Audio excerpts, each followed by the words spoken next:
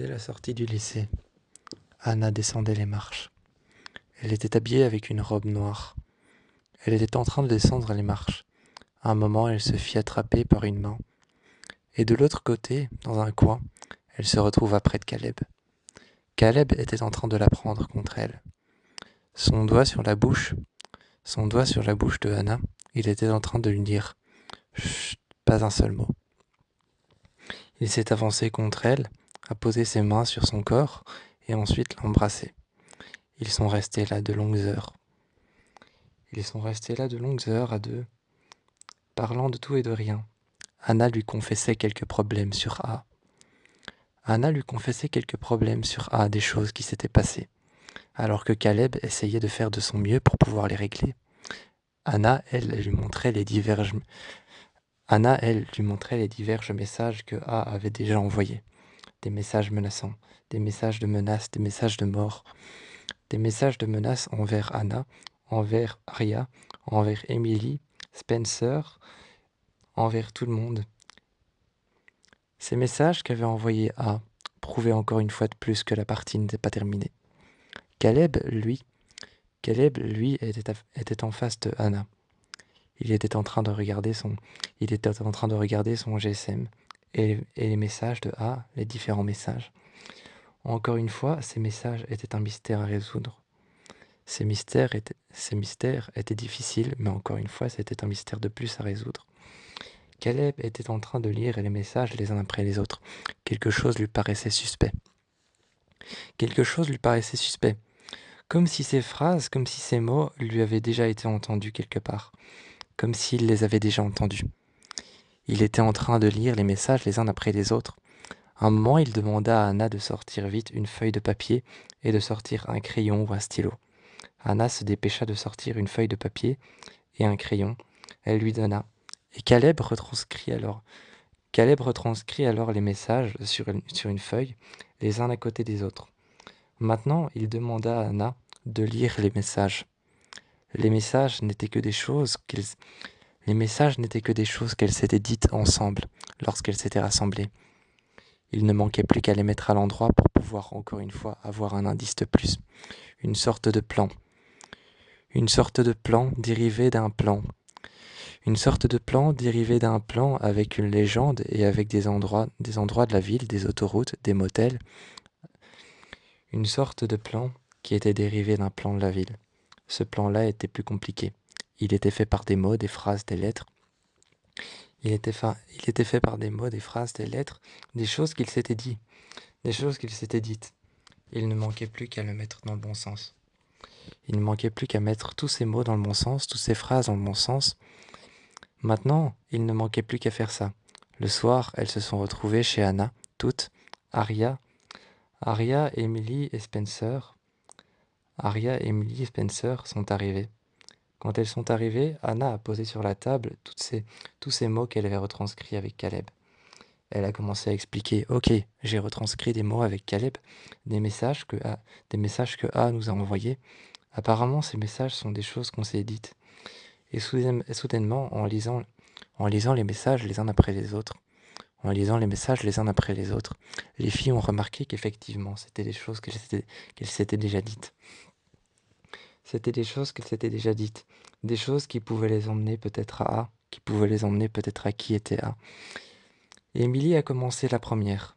Elle a pris la feuille, a pris une deuxième feuille et a commencé à écrire ses messages. Elle les a écrits à côté. Et a essayé de les écrire les uns après les autres. Ce qu'elle avait dit en premier, ce qu'elle avait dit le plus récemment et le moins récemment.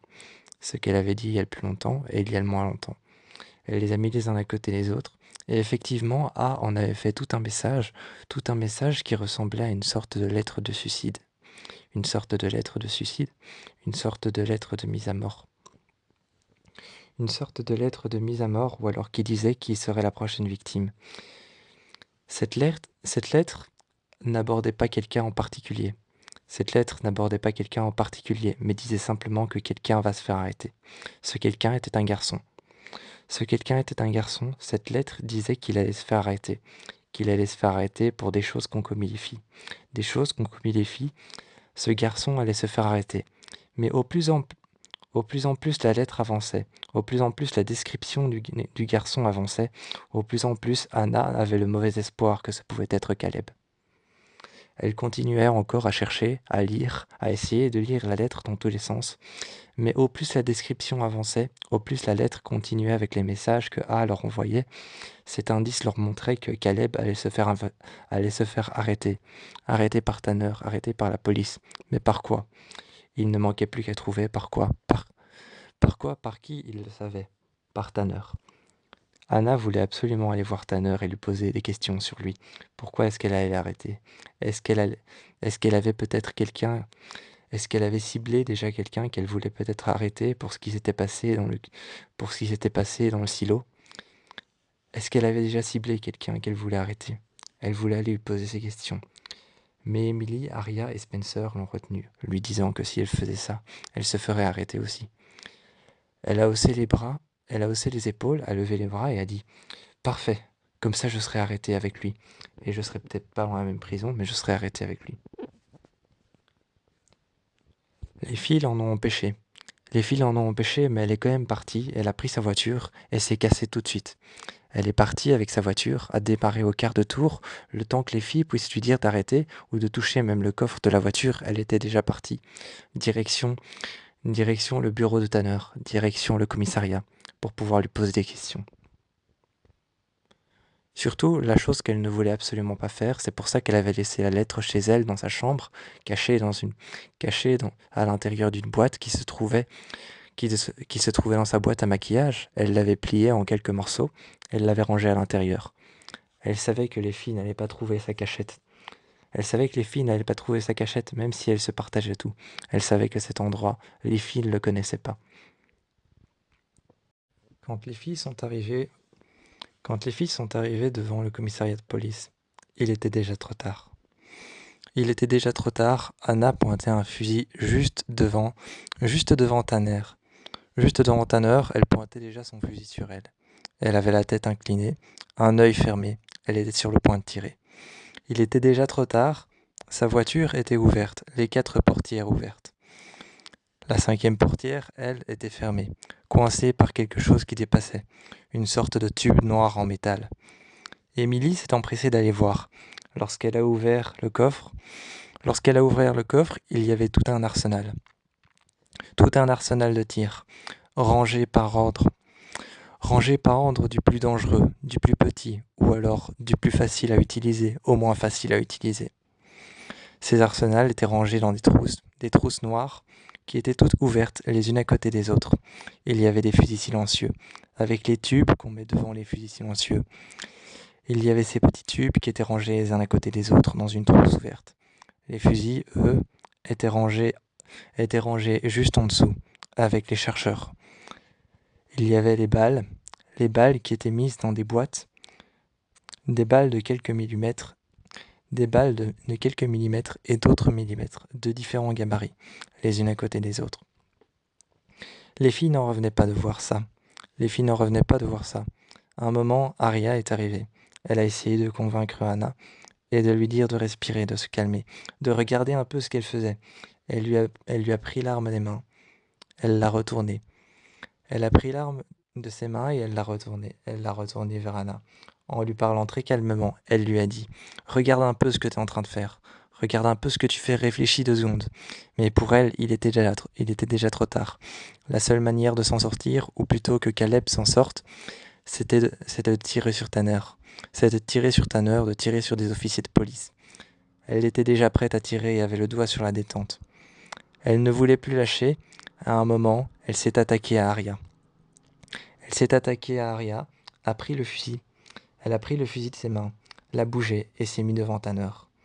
Le fusil sur sa tempe, le fusil sur la tempe de Tanner, elle lui a dit, et s'est dit tout de suite que c'était la seule chose à faire. Quand elle s'est dit que c'était la seule chose à faire, le fusil sur la tempe de Tanner, elle lui a mis la main sur l'épaule et a dit « Maintenant vous allez tout doucement vous mettre à genoux ». Elle s'est mise à genoux et a obéi aux ordres de Anna. Anna s'est retournée avec le flingue et a regardé toutes les voitures de police et les officiers de police qui étaient arrivés en renfort. Tout au fond de la foule, Caleb était menotté, emmené par deux Caleb était menotté tout au fond de la foule, emmené dans une voiture de police par 2 officiers de police. La voiture s'éloignait. Elle a directement repris le contrôle de sa voiture à elle. Elle a directement repris le contrôle de sa voiture à elle. Elle s'est alors engagée sur la route et a suivi la voiture à toute vitesse. La main sur le volant, à côté un fusil chargé. À côté un fusil chargé, un plan de la ville de Rosewood et un plan de la ville de Ravenswood. Un plan qu'elle avait fait elle-même et certaines choses qu'elle avait écrites à propos de A pour pouvoir le retrouver. Certaines choses qu'elle avait écrites à propos de Charles. Ces choses qu'elle avait écrites à propos de Charles, ces choses qu'elle avait écrites à propos de A, les choses qu'elle avait vécues dans le silo, des choses qu'elle ne savait pas. Des choses qu'elle ne savait pas mais que Tanner voudrait certainement savoir. À l'intérieur du commissariat, elle a obligé Tanner à s'asseoir sur une chaise. Tanner s'est assise. Elle s'est assise sur une chaise et a regardé Anna.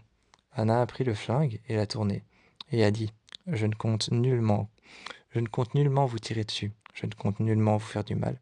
Je ne compte nullement ni même vous menacer. » Tanner l'a regardé et lui a dit « Pourtant c'est bien ce que vous êtes en train de faire. » Elle a retourné le flingue et l'a mis alors juste devant Tanner en lui disant « Exact. C'est ce que je suis en train de faire, mais je ne compte en aucun cas vous tuer. Je veux juste obtenir des réponses. Obtenir des réponses à pourquoi est-ce que vous avez arrêté Caleb. » Tanner, toute calme, était en train de dire « Caleb était un témoin clé dans l'enquête. Il était un témoin clé dans l'enquête. Caleb Rivers, Monsieur Rivers, a tout simplement réussi à hacker nos ordinateurs jusqu'au fourgon. Donc il serait possible quand même que la première hypothèse serait que Caleb, Monsieur Rivers, serait celui qui vous ait arrêté sur la route et qui ait fait disparaître le fourgon, notre fourgon de notre brigade. Il serait donc possible que ce soit lui qui vous ait enlevé. » Anna s'est énervée. Elle a pris le fusil, l'a chargé tout de suite. En regardant Tanner, elle s'est levée et a dit « Relâchez-le ». Elle était presque au bord des larmes, mais énervée. Presque au bord des larmes, mais énervée. La violence engageait la tristesse. Elle regardait Tanner en lui disant de le relâcher. En lui disant de le relâcher. La colère qui engageait la tristesse, elle regardait Tanner et lui disait « Relâchez-le ». Un moment, elle frappa contre le mur, et elle regarda Tanner. Elle mit alors le fusil juste en dessous de son menton, en lui disant, et en appuyant légèrement sur la détente. On pouvait déjà entendre le ressort à l'intérieur du fusil, qui enclenchait la balle. Elle regardait Tanner et lui disait, « Vous savez très bien que je suis capable de tirer. Vous savez comment j'ai survécu dans le silo ?» En silence. En silence, en enfouillant mes peurs, en enfouillant mes pensées à l'intérieur d'une petite boîte noire. Je peux refaire pareil, et je peux faire la même chose à tout le monde, à tous ceux qui essayent de mettre en travers moi, à tous ceux qui essayent de se mettre au travers moi et Caleb, tous ceux qui essayent de se mettre au travers de mon chemin, au travers du chemin de Caleb et moi. Je peux leur faire la même chose. Tanner s'est retourné et a dit « Mais je n'en doute pas une seule seconde que tu sois capable de faire la même chose. » Elle lui a montré un tableau et lui a dit « Tu sais que tu fais aussi partie de nos témoins. Tu fais aussi partie de nos témoins clés dans l'enquête. Donc on sait de quoi tu es capable. On a lu ton dossier. » Et elle lui a mis son dossier juste devant les yeux. Prenant son dossier, elle l'a fait valser sur la table et traîner par terre. Elle l'a fait traîner par terre avec sa chaussure et l'a mis en dessous, en le maintenant juste en dessous de son talon aiguille, juste en dessous de sa chaussure. Elle a dit « Je m'en fous de mon dossier ». Elle l'a ramassé et a lu. Elle a lu avec une voix sarcastique. « Ah, c'est ça que vous pensez de moi ?» En lisant à haute et intelligible voix son dossier du début à la fin, elle s'est arrêtée, a déposé le dossier et a dit « C'est ça que vous pensez de moi, que je suis quelqu'un de dangereux, potentiellement dangereuse pour elle-même, potentiellement dangereuse pour ses amis, et potentiellement capable de meurtre et d'homicide volontaire. » Là, elle a claqué son dossier. À cet instant-là, elle a claqué son dossier sur la table. Elle l'a écarté, a écarté toutes les feuilles, et a dit « Potentiellement possible d'homicide volontaire. » C'est pas un peu ce que je suis en train de faire? 2 policiers sont arrivés et lui ont mis la menotte. Ils l'ont emmené juste devant, ils l'ont emmené à l'intérieur du commissariat, lui ont mis la plaque noire en main et ont fait les photos de profil, de face et de côté. Une fois qu'il l'avait emmenée, c'était ses empreintes de doigts qui ne devaient plus qu'être prises. Les doigts dans l'encre, on lui avait fait un dossier. Son deuxième dossier, son dossier d'arrestation était fait. Elle avait été arrêtée.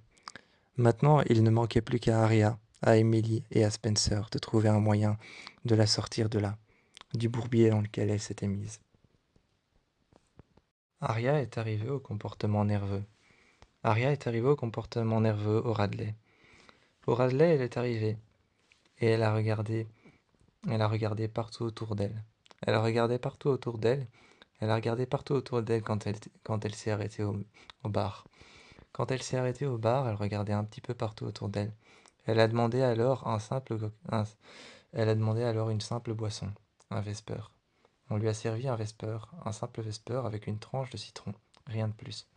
De l'eau gazeuse qui avait été mise à l'intérieur, de la glace pilée, une tranche, une tranche de citron et une feuille de menthe qui avait été mise dans le verre. Le serveur était en train de décorer le verre, mais elle, tout ce qui lui préoccupait, c'était de regarder autour d'elle. Elle avait l'impression d'être suivie. Alors un moment, alors que le serveur n'avait pas terminé de décorer le verre avec des feuilles de menthe, alors que le serveur n'avait pas fini de décorer alors que le serveur n'avait pas fini de décorer le verre avec des feuilles de menthe, et n'avait même pas fini de mettre la tranche de citron, elle a pris son verre, elle l'a bu sur le chemin, et elle est partie, redéposant son verre de l'autre côté du bar. Ashley l'a surprise et lui a dit: «Qu'est-ce qui se passe? Tu veux que j'appelle Anna, que j'appelle Emily, que j'appelle tes copines?» Elles se sont assises à une table, et Ashley lui a parlé, en lui disant: «Tu veux rester ici une nuit ou deux?» Aria a commencé à regarder partout autour d'elle. Elle s'est excusée, elle est partie. Elle est allée voir alors, elle est allée voir, elle est allée voir Ashley. Un petit peu plus loin, elle est allée voir Ashley, elle s'est excusée. Elle lui a dit de venir, elle lui a dit de venir avec elle à une table. Quand elle est allée voir Ashley près du bar, qui attendait que des clients importants arrivent, elle attendait que les clients importants arrivent, malgré qu'elle soit déjà allée à une table avec Aria.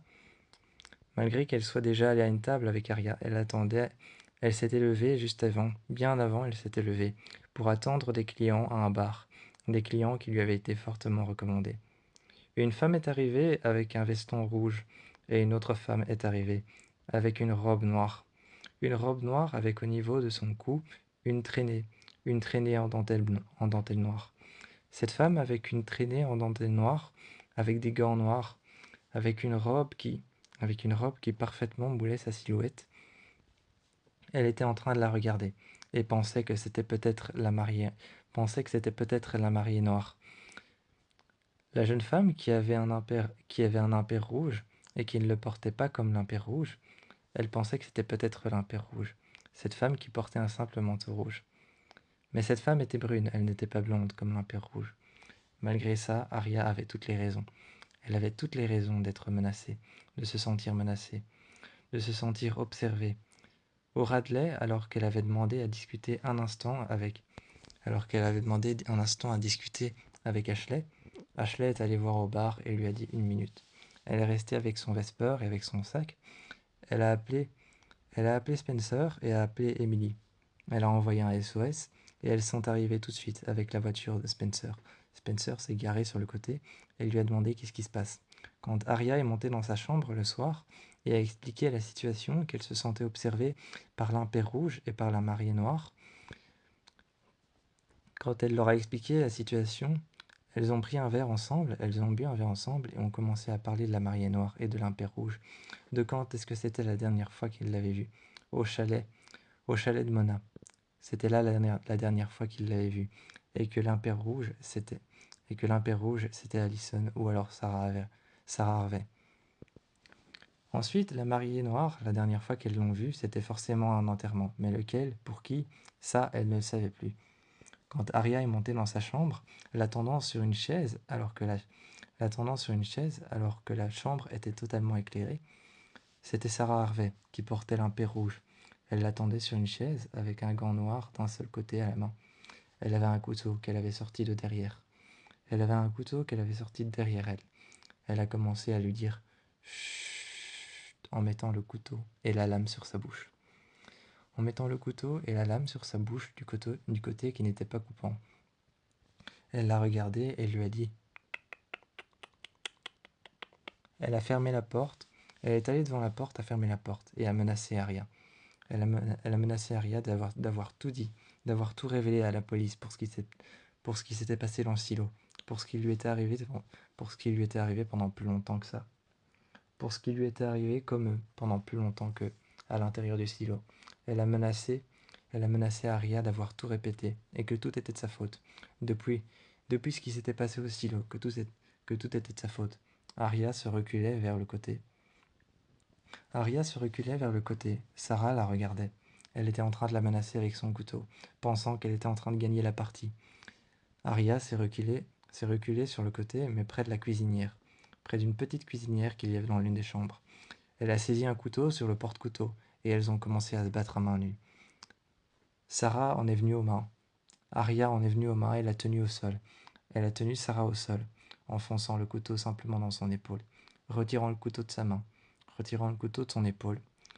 Elle s'est assise juste à côté d'elle, les jambes croisées, et lui a dit « Tu sais, maintenant que t'as été poignardée, tu savais qu'on n'avait que 4 litres ou 5 litres de sang dans notre corps?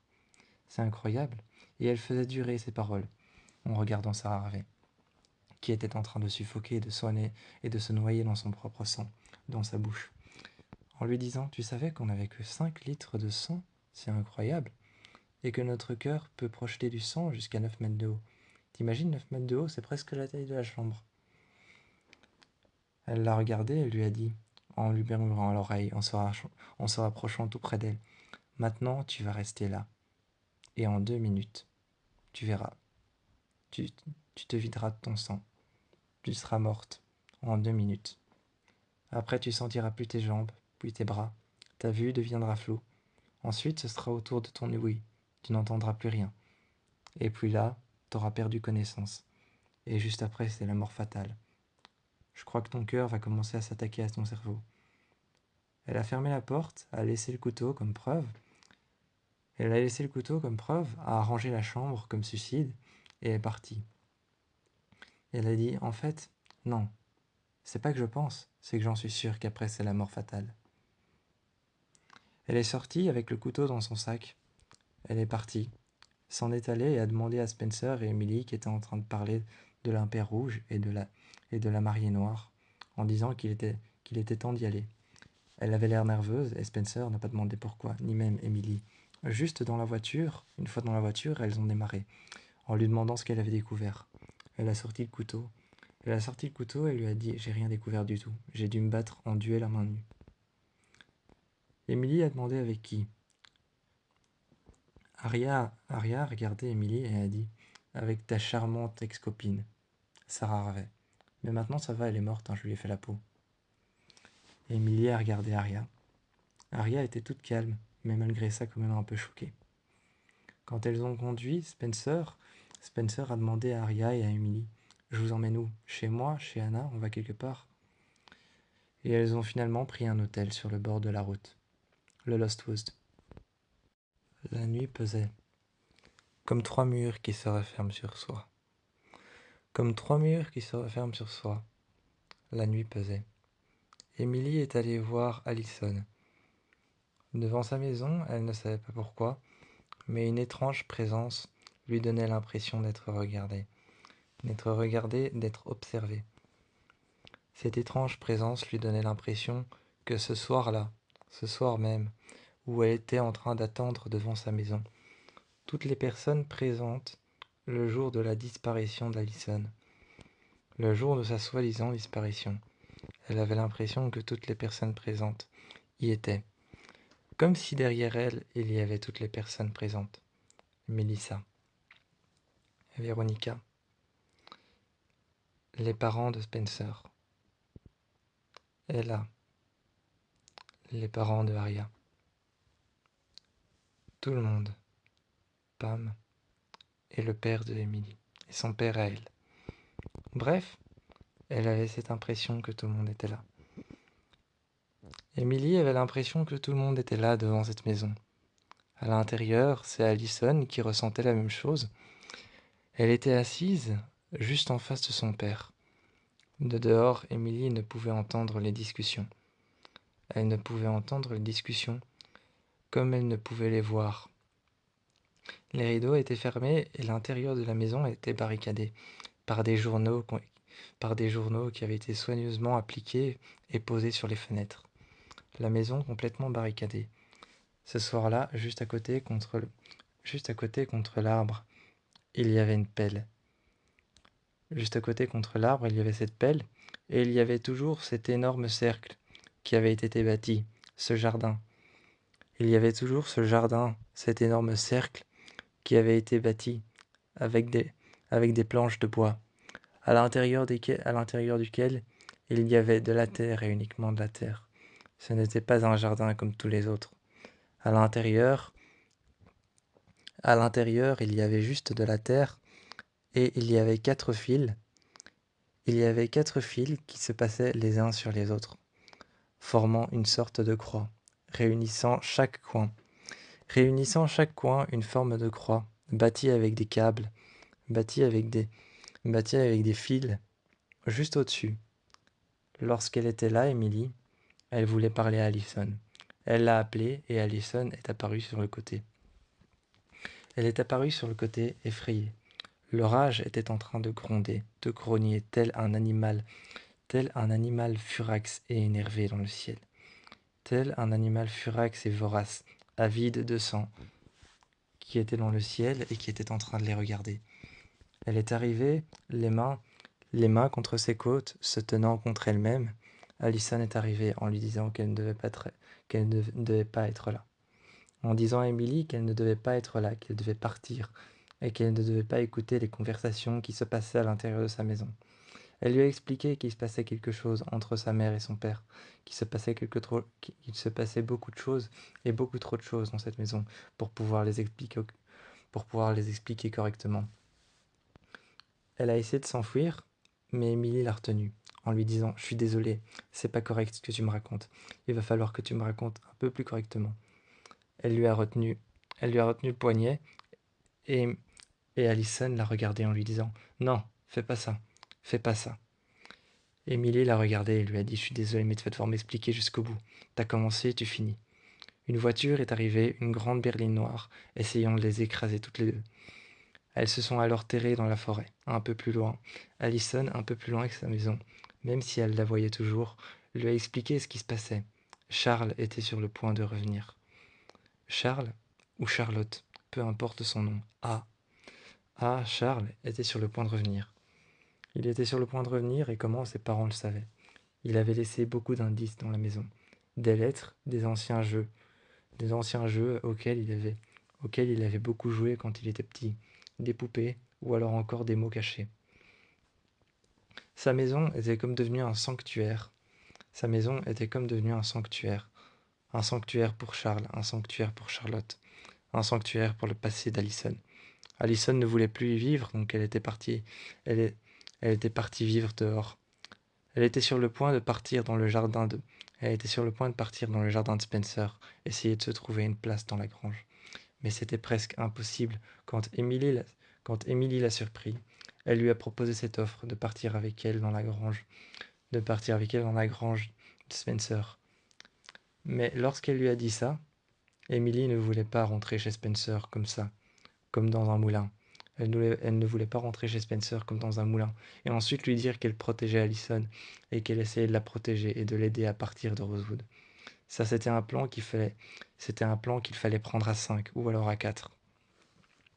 C'était un plan qu'il fallait prendre en prenant en considération tout ce que A pouvait faire pour l'en empêcher. Mais ce soir-là, elle reçut un message qui lui disait que si jamais elle partait, elle ne pourra plus jamais remarcher et plus jamais reparler. Signé de la part de A.